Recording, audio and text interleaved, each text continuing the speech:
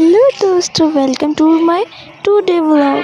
Surprise! इसी के साथ मैं आ चुकी थी नहा के। मुझे जाना है अपनी दोस्त के घर। ये मुटकी आ चुकी थी मेरे घर और ये मेरा वेट कर रही थी नीचे कि मैं कितनी देर में आऊँगी। ये लो, मिल लो मेरी प्यारी प्यारी मुटकी से।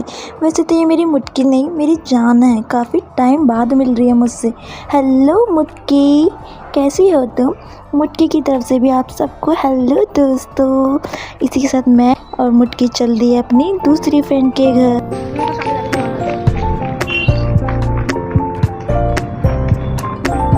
इसी के साथ हमें जिससे मिलना था वो हमें मिल गई, हमारी छुटकी और मुटकी और मैं। हम तीनों चल दिए छुटकी के घर की तरफ।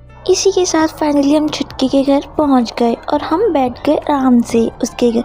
छुटकी हमारे लिए गई थी पानी लेने। हमने सोचा थोड़ी सी वीडियो हो जाए। इसी के साथ छुटकी हमारे लिए पानी ले आई और वो बहुत खुश थी हमसे मिलके, क्योंकि हम काफ़ी टाइम बाद मिल रहे थे।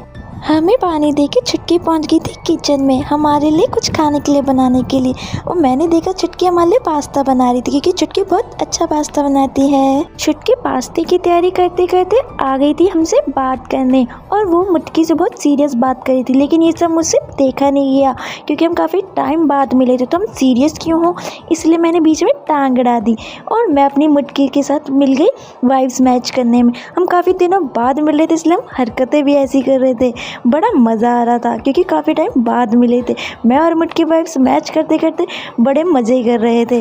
मुटकी के साथ मस्ती करते करते हमारी भी सीरियस बातें होने लगी। स्कूल की कुछ ऐसी बातें थी जो हम करने लगे और हमें बहुत याद आ रही थी। मैं और मुटकी स्कूल की बातें कर ही रही थी कि तब तक छुटकी भी आ गई और उसने भी उसमें अपना भागीदारी दे दिया।